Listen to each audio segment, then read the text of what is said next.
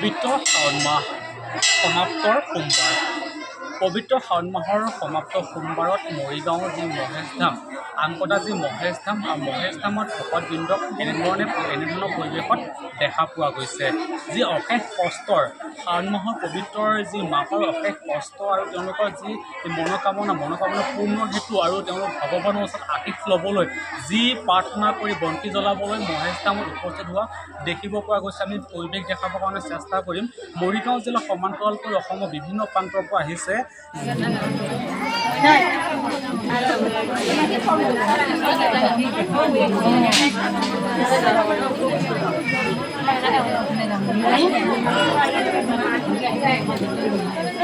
ভগৱানৰ আশীষ ল'বলৈ বন্তি প্ৰজ্বলন কৰিবলৈ ইয়াত উপস্থিত হোৱা দেখিব পোৱা গৈছে। বিভিন্ন প্ৰান্তৰ পৰা আহিছে। আমাৰ ওচৰতে সমিতি বিষয়ববীয়া আছে, মন্তব্য ল'ব কাৰণে চেষ্টা কৰিম। পবিত্ৰ শাওণ মাহ আৰু আজি সমাপ্তৰ সোমবাৰ, কি ক'ব এই সন্দৰ্ভত?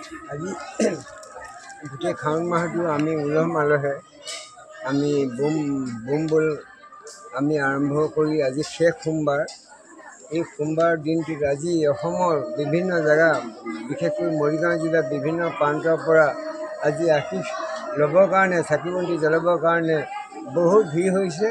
প্ৰত্যেক সোমবাৰ ৰবিবাৰে ইয়াত হাজাৰ হাজাৰ দৰ্শক বৰ্তমান চাকি বন্তি জ্বলাবৰ কাৰণে আহে। বহাইছে। আমি পিছৰ মন্তব্য ল'বৰ কাৰণে চেষ্টা কৰিম। আমি পিছত বৰ্তমান পৰিৱেশ দেখাবৰ কাৰণে চেষ্টা কৰিম। এনেধৰণে বিভিন্ন প্ৰান্তৰ পৰা আহিছে, অসমৰ বিভিন্ন প্ৰান্তৰ পৰা আহিছে মন্তব্য ল'ব চেষ্টা কৰিম। যি পৰিৱেশ শাওণ মাহৰ যি শেষটো সোমবাৰ, যোৱা নিশা যি দেওবাৰ, ৰবিবাৰে যি নিজৰা পানীয়ে গা ধুই আজি সোমবাৰে যি লিংগত জল অৰ্পণ কৰিছে আৰু তাৰ পবিত্ৰ কাৰ্যসূচী হিচাপে বন্তি প্ৰজ্বলন কৰিছে। অসমৰ বিভিন্ন প্ৰান্তৰ পৰা আহিছে। সমতল ভূমিৰ পৰা প্ৰায় 3000 উচ্চতাৰ মিটাৰ ফুটত অৱস্থিত মহেশ ধাম আৰু এই মহেশ ধামতে বিভিন্ন প্ৰান্তৰ পৰা অহা পৰিলক্ষিত হৈছে। আমি পৰিৱেশ দেখাবৰ কাৰণে চেষ্টা কৰিছোঁ।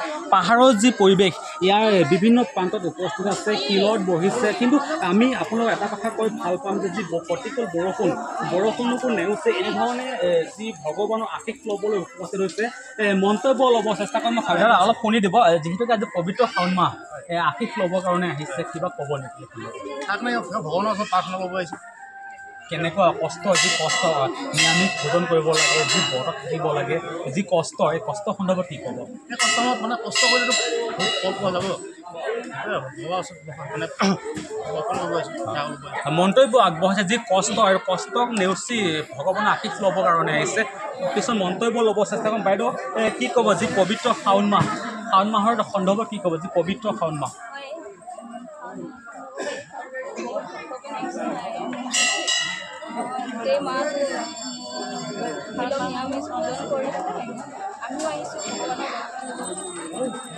এনেধৰণে নিজৰ মন্তব্য আগবঢ়াইছে। আমি পিছৰ পৰিৱেশ দেখাম। এনেধৰণে মোক সতীৰ্থ দেখাবৰ কাৰণে চেষ্টা কৰোঁ। ওপৰত যি মহেশ ধামৰ বিভিন্ন প্ৰান্ততে মহেশ ধামৰ যি প্ৰতিচ্ছবি আছে বা শিলামূৰ্তি আছে, প্ৰতিটো স্থানতে এনেধৰণে ভকতবৃন্দক ভিৰ কৰা দেখিব পোৱা গৈছে।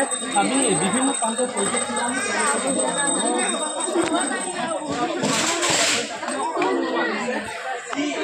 আমি পূজাৰী আছে, পূজাৰীৰ পৰা মন্তব্য ল'ব চেষ্টা কৰিম। মৰিদূৰ আচলৰ কেৱলে তোমাৰ অপৰাধী নালাগে, ছবি উপহৰি লৈ দাস কৰি সকলো হেৰা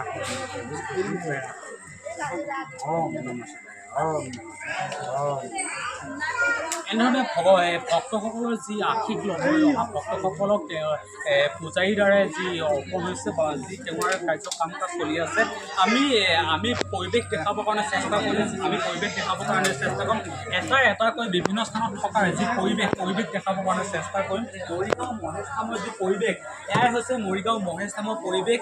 অসমৰ বিভিন্ন প্ৰান্তৰ পৰা আহিছে। যি কষ্টৰ যি সাৰ্থকপূৰ্ণ হেতুকে মহেশ ধামতে আশীষ ল'বলৈ আহিছে, তেওঁলোকৰ মনোকামনা পূৰ্ণ হেতুকে আহিছে। বিভিন্ন প্ৰান্তৰ পৰা আহিছে, মন্তব্য ল'ব চেষ্টা কৰিম। বহুত বাবাৰ ওচৰত সেৱা ল'লোঁ যাতে অহা সকলো ভক্তৰে যাতে মনোকামনা পূৰ্ণ হওক। আৰু বহুত ভাল লাগিছে আহি, এটা বহুত ভাল এটা ধাৰ্মিক যি অনুভৱ, বহুত ভাল লাগিছে। মন্তব্য ল'ব চেষ্টা কৰিম। বলবমৰ সন্দৰ্ভত কিবা ক'ব নেকি, যিহেতুকে আপুনি আশীষ ল'বৰ কাৰণে শেষতো সোমবাৰ? ক'বলৈ একো নাই, অলপ ভক্তিভাৱ থাকিলে আহিব লাগে, যোনে বিচাৰে মানে প্ৰাৰ্থনা কৰিবলৈ আহিব লাগে এমাহ আৰু থকালে একো ডাঙৰ কথা নহয় ভগৱান পাবলৈ ইমানেই কষ্ট কৰিব লাগিব মানে আজি কেনেকুৱা অনুভৱ মানে ভালে লাগিছে মানে এনেকুৱা লাগে আজি দুখৰ লাগে ধৰিলেও ভালো লাগে এনেকুৱা হয় মানে একমাহটো আমি যেনেকৈ কষ্টৰে থাকোঁ মানে এতিয়া ক'ব গ'লে ভাষাৰে বুজাব নোৱাৰোঁ বিৰাট ভাল লাগিছে আহি পেলাই মই প্ৰথমবাৰ আহিছোঁ ইয়ালৈ মই জনা নাছিলোঁ ইয়াৰ আগতে এইটো বিষয়ে কিন্তু আহি পেলাই মই গম পালোঁ মানে পৰিৱেশটো খুব শান্ত আৰু বৰ ভাল লাগিছে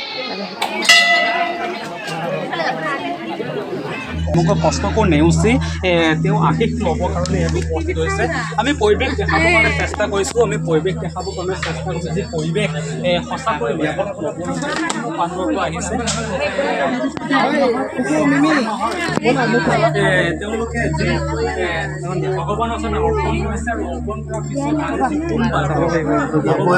বন্তি জ্বলাবলৈ আহিছে যি বন্তি জ্বলাই বিভিন্ন প্ৰান্তৰ পৰা আহিছে অসমৰ বিভিন্ন প্ৰান্তৰ পৰা আহিছে মৰিগাঁও মহেশধাম বা আমকটা মহেশধামত এটা প্ৰান্ততে নহয় কেইবাটা প্ৰান্ততো শিৱ মন্দিৰ আছে বা শিৱৰ শিলাৰ আছে তেওঁলোকৰ প্ৰতিটো প্ৰান্ততে একেধৰণে ভিৰ হোৱা পৰিলক্ষিত হৈছে গতিকে আমি পিছৰ পৰিৱেশ দেখাবৰ কাৰণে চেষ্টা কৰিম চাই থাকিব এনিভাৰত 24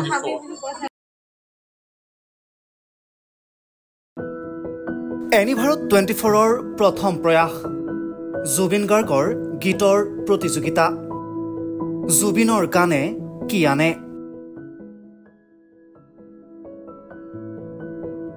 অডিশ্যনৰ বাবে যোগাযোগ কৰক 8638661821 আৰু 8812831556 নম্বৰত এনিভাৰত 24 উদ্যোগত এটা নতুন সংগীতৰ প্ৰতিযোগিতা আয়োজন কৰা হৈছে য'ত মোৰ গানৰ প্ৰতিযোগিতা হ'ব আপোনালোকে তাত প্ৰতিযোগী হিচাপে আহিবলৈ পাৰিব আৰু মোৰ ফালৰ পৰা আন্তৰিক শুভকামনা জনাইছোঁ আৰু অনুষ্ঠানটোৰ নাম হৈছে গানে কি আনে সকলোকে মৰম জনাইছোঁ সকলোৱে আহক ইয়াত অংশগ্ৰহণ কৰক thank you very much love U